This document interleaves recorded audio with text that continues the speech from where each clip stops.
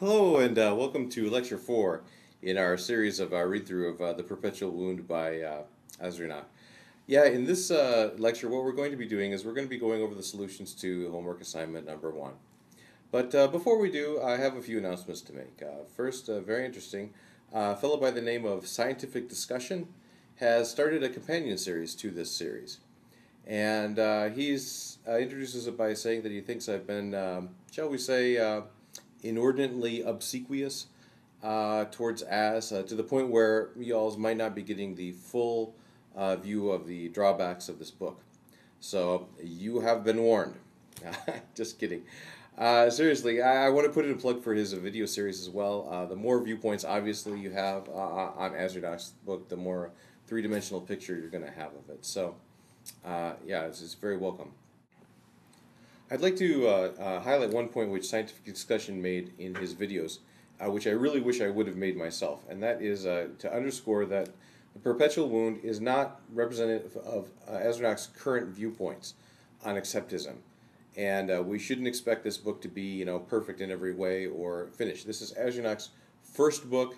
It's not his last book, and indeed it was written kind of at a transitional stage.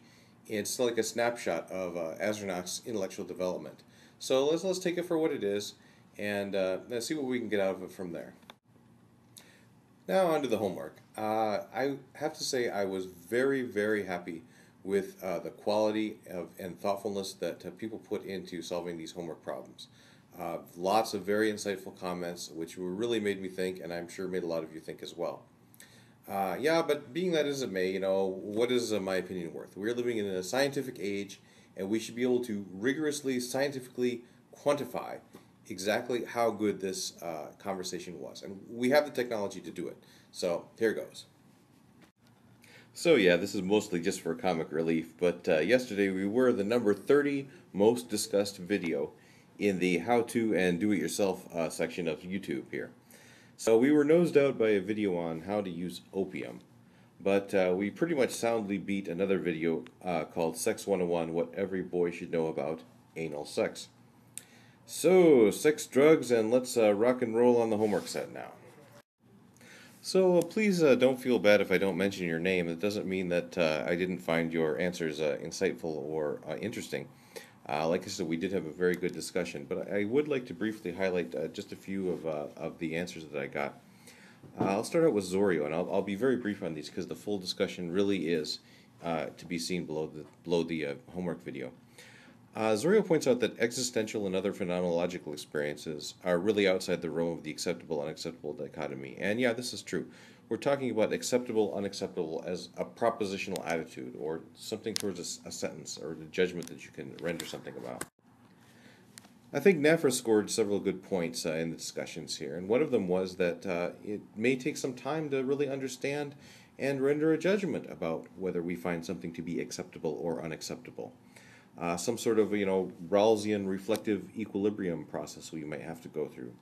And while we're making up our minds about X, well, in that space of time, X would be neither acceptable or unacceptable to us.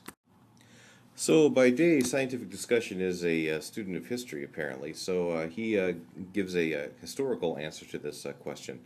We might accept X and then later change our minds about X. And since we remain the same person throughout this whole process, we both accept and reject X. Yeah, I'm not so sure about this one. I think a good way of thinking about this, or a good intuition pump, if you will, about this would be compare and contrast it with several other propositional attitudes. For example, like belief. I used to believe in the Easter Bunny, right? And then, now I don't. So do I really, at this point in time, both believe and unbelieve in the Easter Bunny? I don't know. I'm not so sure about it, but make up your own mind. So, since I'm kind of vain, I'll present my own solution to this homework set. My solution was inspired by the liar paradox. Like, this sentence is false. So there's two cases. Either the sentence is true or it's false. And either one you assume. If you assume it's true, then it's got to be false. And if you assume it's false, then it's got to be true. And this has puzzled logicians through the ages. Now, can we turn this into something which will make the acceptable-unacceptable dichotomy self-destruct as well? It's a little bit more complicated. We have two propositional attitudes that are interacting here, true-false and acceptable-unacceptable. So there aren't just two cases. You know, in the liar paradox, we could assume the sentence was true, or we could assume the sentence is false. In this case, we have four cases to do. We have to assume that the sentence is true and acceptable, true and unacceptable, false and acceptable, false and unacceptable. The sentence has to self-destruct under all those cases. So Azranok actually shot down an earlier version of this one. You can check his comments on one of my earlier videos. But I think this new and improved version actually will do the job. So consider this sentence here. It's like long, and there's like four parts to it, and each of the four parts enumerates one of the four conditions and self-destructs under that condition. So I think no matter if the sentence is true or false, I think no matter if the sentence is acceptable or unacceptable, it just won't fly. It yields paradox in any case. So it's time for a summary. I hope to at least raise some doubts in your mind as to whether everything really is either acceptable or unacceptable. I think Azranok's desire to really, nail down this very firm dichotomy, this mutual exclusive and exhaustivity here, really stems from a residual nostalgia for the hope he once had to, really find a firm, solid foundation before he came to the sad realization that, no such firm foundations are there to be had. I know I learned a lot by talking with you guys and interacting. I hope you learned a lot too and enjoyed it. And I'd just like to thank you very much for your participation.